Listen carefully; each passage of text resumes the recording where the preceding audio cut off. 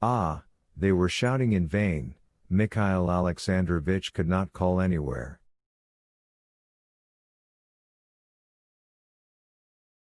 Far, far from Gribaudoff's, in an enormous room lit by 1,000-watt bulbs, on 3 zinc tables, lay what had still recently been Mikhail Alexandrovich.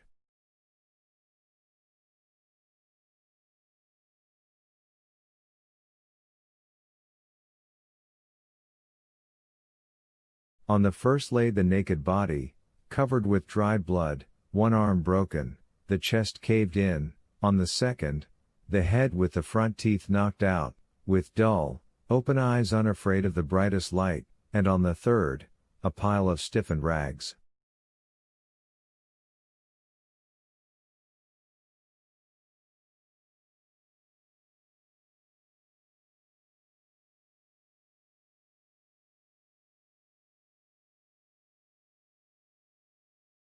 Near the beheaded body stood a professor of forensic medicine, a pathological anatomist and his dissector, representatives of the investigation, and Mikhail Alexandrovich's assistant in Masalit, the writer Zeldybin, summoned by telephone from his sick wife's side.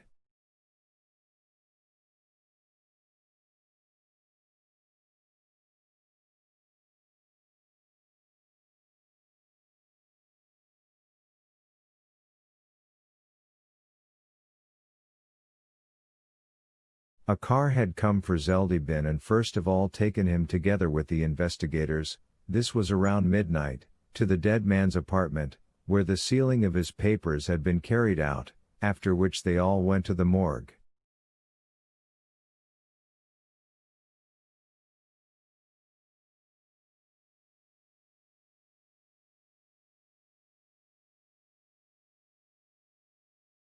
And now those standing by the remains of the deceased were debating what was the better thing to do, to sew the severed head to the neck, or to lay out the body in the hall at Gribaudoff's after simply covering the dead man snugly to the chin with a black cloth.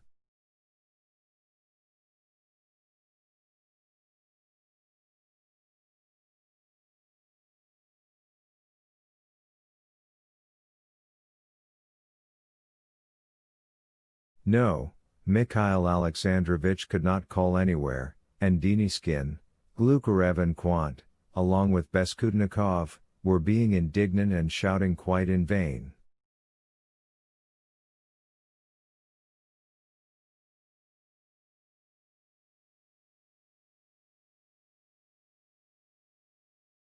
Exactly at midnight, all 12 writers left the upper floor and descended to the restaurant.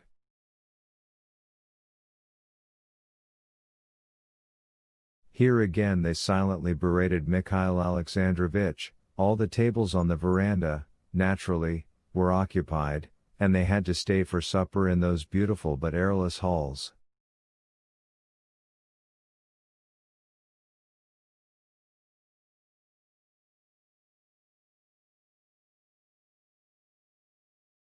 And exactly at midnight, in the first of these halls, something crashed, jangled, spilled, leapt.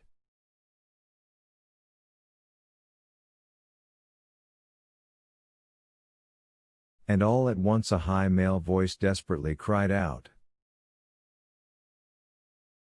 "Hallelujah!" To the music.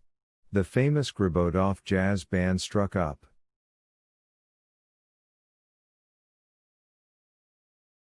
Sweat-covered faces seemed to brighten, it was as if the horses painted on the ceiling came alive, the lamps seemed to shine with added light, and suddenly, as if tearing loose, both halls broke into dance, and following them the veranda broke into dance.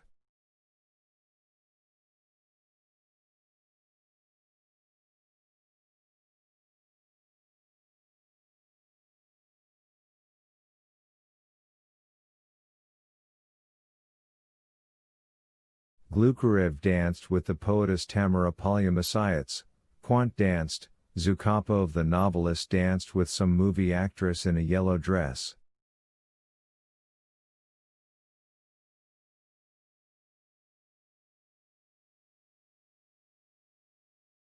Dragunsky danced, Sherdakshi danced, little Deniskin danced with the enormous bosun George, the beautiful Semekina Gall, an architect, danced in the tight embrace of a stranger in white canvas trousers.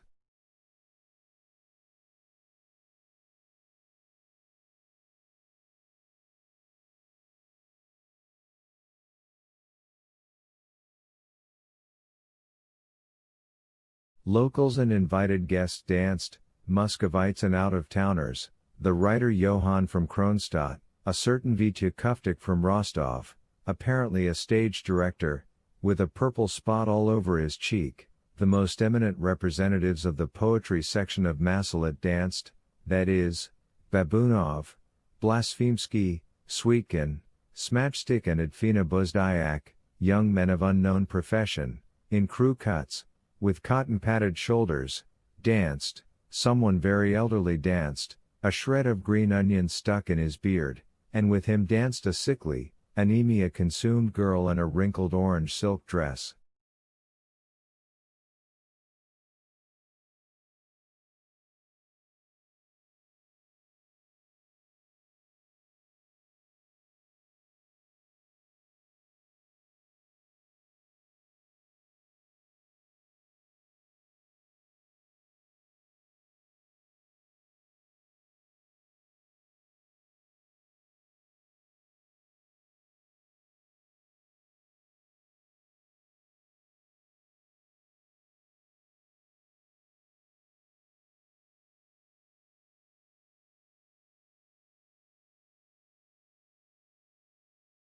Streaming with sweat, waiters carried sweating mugs of beer over their heads, shouting hoarsely and with hatred.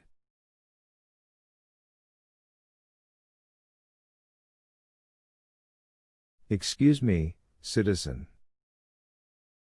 Somewhere through a megaphone a voice commanded, "One Karsky shashlik."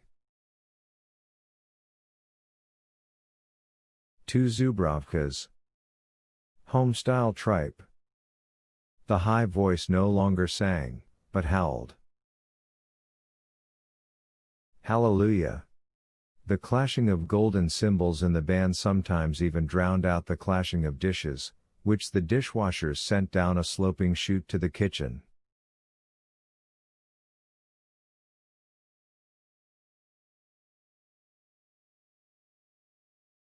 In short, hell. And at midnight there came an apparition in hell. A handsome dark-eyed man with a dagger-like beard, in a tailcoat, stepped onto the veranda and cast a regal glance over his domain.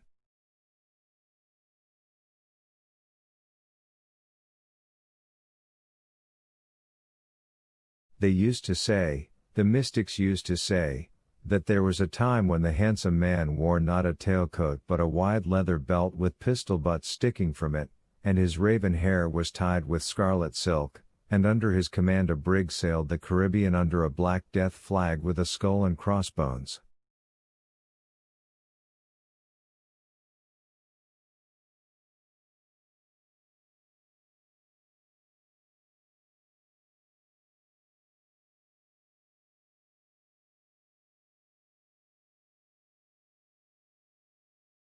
But no, no. The seductive mystics are lying, there are no Caribbean seas in the world, no desperate freebooters sail them, no corvette chases after them, no cannon smoke drifts across the waves.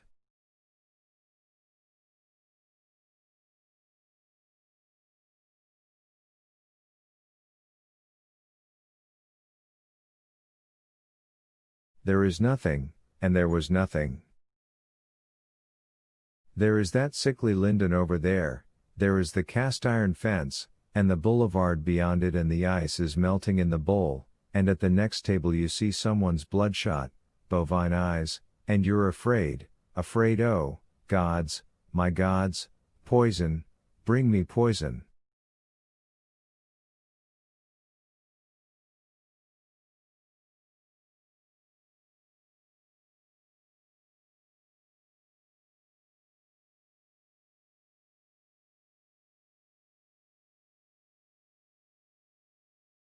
And suddenly a word fluttered up from some table. Berlioz. The jazz broke up and fell silent, as if someone had hit it with a fist. What? Berlioz. And they began jumping up, exclaiming. Yes, a wave of grief billowed up at the terrible news about Mikhail Alexandrovich.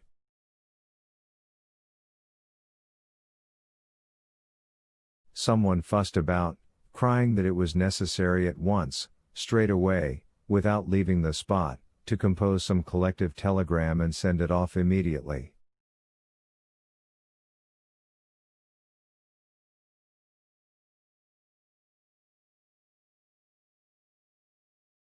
But what telegram, may we ask, and where?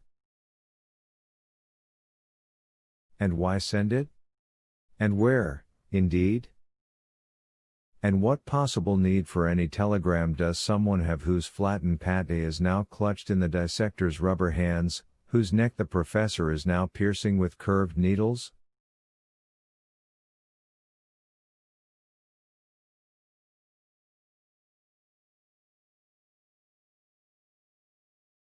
He's dead, and has no need of any telegrams.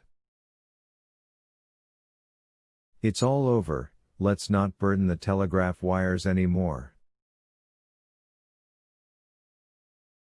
Yes, he's dead, but, as for us, we're alive. Yes, a wave of grief billowed up, held out for a while, but then began to subside, and somebody went back to his table and, sneakily at first, then openly, drank a little vodka and ate a bite.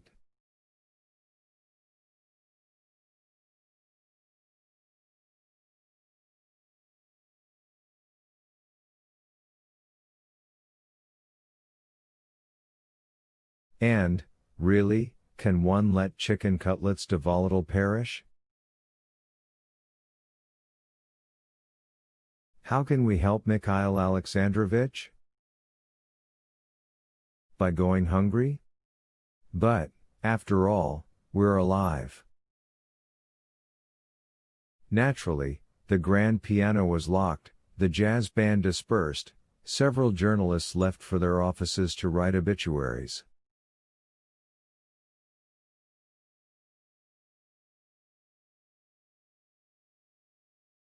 It became known that Zeldybin had come from the morgue. He had installed himself in the deceased's office upstairs, and the rumor spread at once that it was he who would replace Berlioz.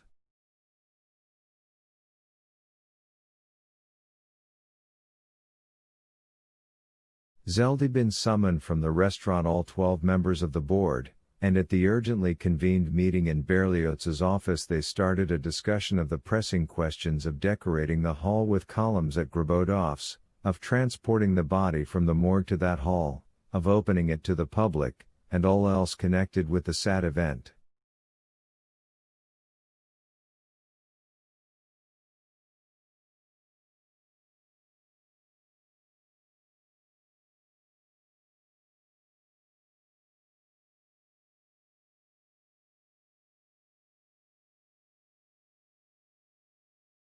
And the restaurant began to live its usual nocturnal life and would have gone on living it until closing time, that is, until 4 o'clock in the morning, had it not been for an occurrence which was completely out of the ordinary and which struck the restaurant's clientele much more than the news of Berlioz's death.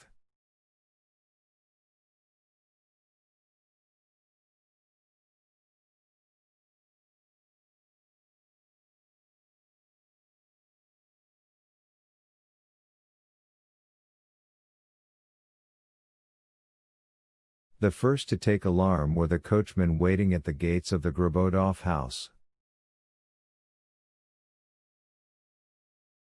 One of them, rising on his box, was heard to cry out, "Hooey!